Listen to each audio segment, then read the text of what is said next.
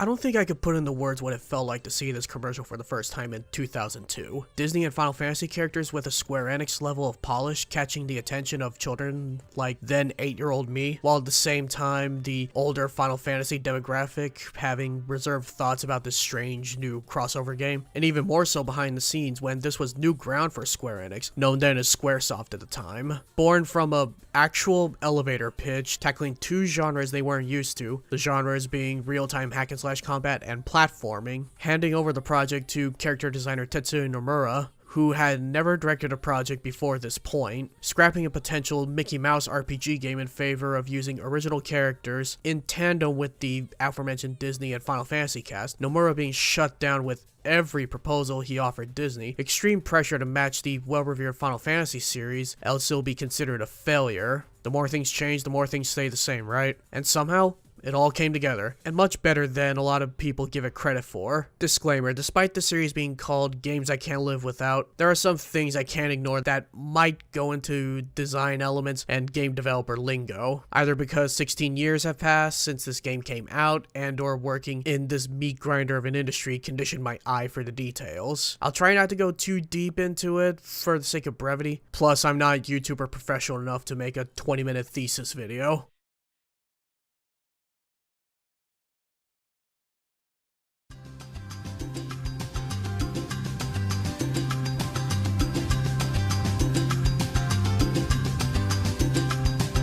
A big strength this game has is how the story is handled in the first couple hours. I remember being sucked into the game during the Dive to the Heart segments, and I imagine a lot of people had the same response booting this game up for the first time. You press this new game option and you're greeted with this earworm of a song.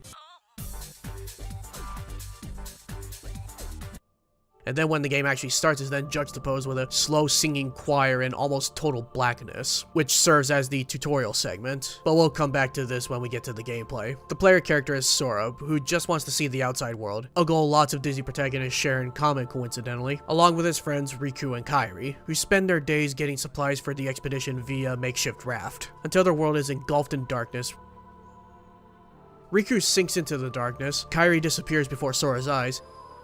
He gains the Keyblade out of nowhere, and ends up in Traverse Town along with others who have lost their own respective worlds, including the Final Fantasy cast. While at the same time, Mickey Mouse, the king of this universe, gave Donald and Goofy the task to find the one with the Keyblade. After some close meetups and one of the most memorable boss fights in the game, they meet up, neither of them knows what's going on, and they agree to journey and fight together in search of their friends.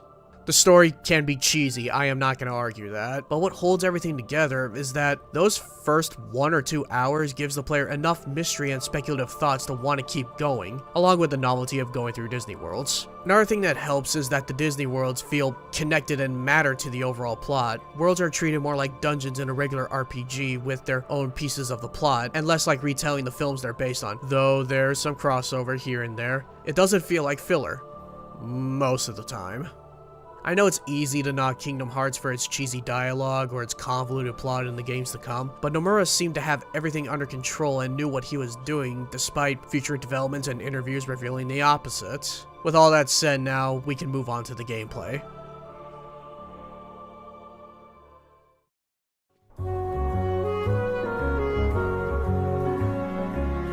Outside of combat, the world might as well be your oyster depending on your abilities. The design of the game was heavily influenced by Super Mario 64. There's a lot of chests and other trinkets that the player sees but can't get to until they get a certain ability. Progress through the game, get a certain ability, then come back and get it. It incentivizes exploration and experimentation, and it also helps that the controls have aged better than Mario 64 too. There are also exclusive areas that need world-exclusive Disney characters to access. This is the underhanded side of the exploration, because that's the one reason to have a world-exclusive Disney character in your party. And even then, it's only half of them, one of which is to get to one of the optional bosses.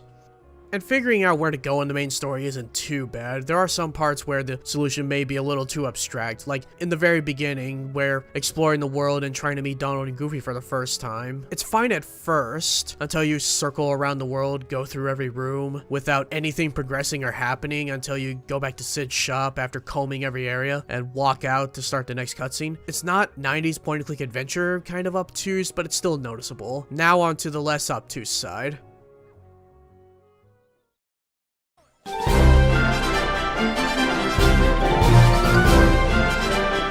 Upon viewing it, the combat may seem more on the bare bones side. You got your regular attacks, your magic, your allies, along with accessories that help boost stats, something that's pretty necessary in Proud mode. And adjusting ally AI, though even on normal mode they don't help much until they get past level 60-ish or so. Physical attacks start slow at first until some abilities are added like Slapshot or even combo extenders like Stun Impact. But in order to compensate with the slowness, the enemies have easy to telegraph attacks so it balances out. On the magic side, Cure will probably be the most used, unless it's on a handicap run. Other spells have their uses. Fire is great for ranged enemies, Gravity works for flying enemies if they're too high up, and there are other weaknesses to exploit for EXP. As for summons, I only use them once. Moving on.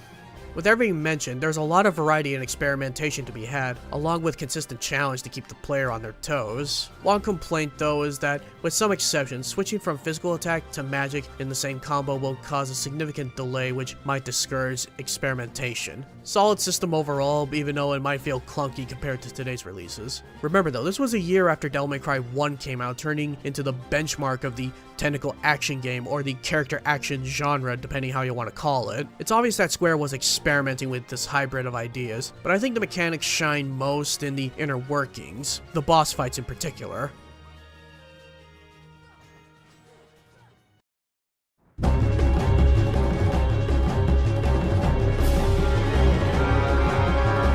If there's anything I love in games, it's boss fights, and if the boss fight teaches you things without telling you, the better. The Destiny Island practice bosses teach the player what they can do with the combat. Their attacks are telegraphed to the point where the player will discover that they can tech hit, basically two attacks canceling each other out, gaining experience, while at the same time it brings in that wonderful risk versus reward option. One practice boss I have to give special mention to is Riku. Sora and Riku are foils for each other. Sora carries some of the most common traits of some of Japan's most recognizable icons at the time, with a couple of design elements from Disney, while Riku does carry some of the common traits of a shonen rival, but doesn't go into the trap of brooding or starting arbitrary fights unless it moves the story along, like in Monstro and Hollow Bastion. When fighting him, he teaches you not to be too greedy with the X button. Every 3 or 4 hits or so, he'll roll bomb the player if they're already in a combo. He's beatable, but the player is rewarded for taking a step back and studying his attack patterns. And even outside of combat in the beginning of the game, he finds ways to push the player to be better, in that older kid sort of way. Sora, I thought you liked games. Or are you too cool to play them now that you have the Keyblade? Catch us, and maybe I'll tell you what I know. Oh, come on! He kind of works in the same way Zero did in Mega Man X, or Virgil in Devil May Cry 3 years later. Look how cool this guy is, look how this guy trounces over you. Rematch when you're harder, better, faster, stronger. Classic video game rival structure. Once the player has fought a good chunk of regular enemies and even beat the same boss from the tutorial for real this time, until Squall/Leon shows up. He's the first human-sized real boss that doesn't flinch unless you find the right point to attack. The gunblade stings. A lot. A heck of a lot. But it's okay to lose this fight. Squall, and later Cloud and Sabor, are bosses where it's okay to lose to just kind of remind the player to not spam and think about the boss's behavior and find potential weak points, since the aforementioned Riku fight is missable. Even though the combat itself is shallow in terms of player experimentation, it's abundant with good boss behavior, super bosses being the best examples. But that brings the question, if the regular combat is lacking and repetitive, how do people play this game for over 20 hours? Let's talk about game feel.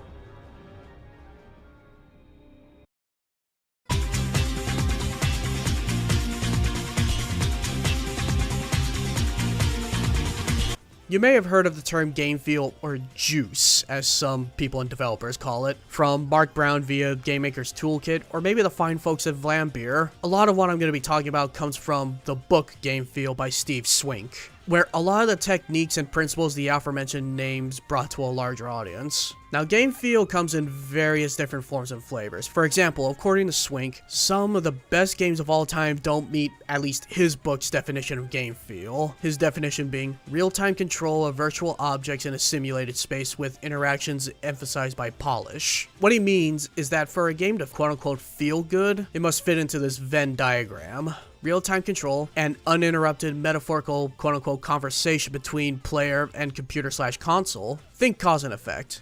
Do something and expect some sort of feedback to know that something happened. Simulated space, quote, simulated physical interactions in virtual space. Think collision detection, level design, player speed, and their relation to each other. And the most well-known one, polish. Particles, controller vibrations, sound effects, quote, any effect that artificially enhances interaction. By Swink's own admission, games like StarCraft don't meet all three of these criteria despite being one of the greatest RTS games of all time. Swink explains, and I quote, you set the destination, but don't guide the journey. Guitar Hero only meets one of these criteria. Some only meet two criteria, like StarCraft. And there are many examples meeting all three. The book uses Street Fighter II and the original Prince of Persia as examples. And just to be clear, this isn't saying that your favorite game doesn't quote-unquote feel good or it's somehow invalidated. There is no perfect game feel for any game, or juices if you want to imagine it that way. With all this in mind, by today's post-Devil May Cry 4 Bayonetta world of AAA hack and slashers, when they do make them, Kingdom Hearts might feel sluggish by comparison. Going back to the book, it cites various studies where, on average, it takes 240 milliseconds for muscle to action on the player side. If the action takes over 150 milliseconds to execute, it's considered quote-unquote sluggish. Granted, it takes about 900 milliseconds for the Keyblade to collide with something after pressing the button, even on this 60 FPS PS4 version you're watching right now. Some fights do drag on in the beginning of the game, not to mention a certain difficulty spike. Even more so depending on what level path the player chooses in the Dive to the Heart segment. The allies aren't helpful until everyone's at high levels, so why put up with gameplay for over 20 hours, like I said? Because one criteria in said Venn diagram is done really, really, really well. Polish. So much polish.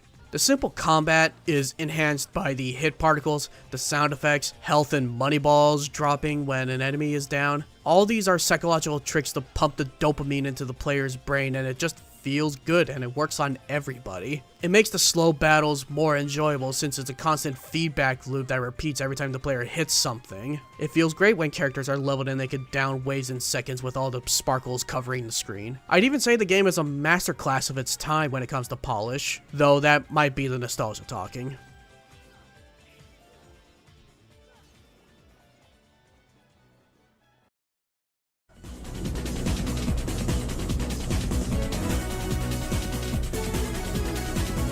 I could keep talking about this game, like how the character models and facial animations hold up in HD when it's animated, or how much the Final Mix version enhances the story and its melancholic ending with extra scenes, or switching camera controls to the right analog stick instead of L2 and R2 like in the PS2 version, or giving the option to skip cutscenes. This was Nomura's directorial debut after all. Granted, as first games go, this is a very good start, but it's important to understand that all this good design didn't come out of thin air. Nomura worked with Squaresoft for 11 years at this point, and was surrounded by very experienced, very talented individuals. Even for the most respected and vaunted auteurs of any medium, ideas come from somewhere. There's actually a great saying by the late actor Harold Ramis saying, and I quote, "Find the most talented person in the room, and if it's not you, go stand next to him. Hang out with them. Try to be helpful." That person was Bill Murray. Of course, though, doing something is different from reading or watching something, which is why the original PS2 version had some strange decisions, even for 2002. Again, like not skipping cutscenes, and having some misplaced boss music for the Chernobog.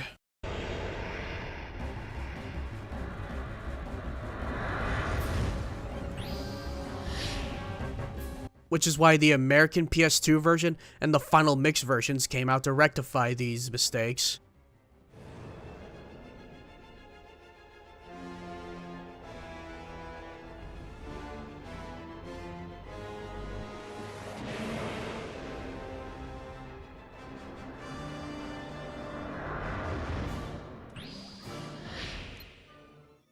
If you haven't played this or have always been curious about it, go ahead and check it out. You might find yourself surprised.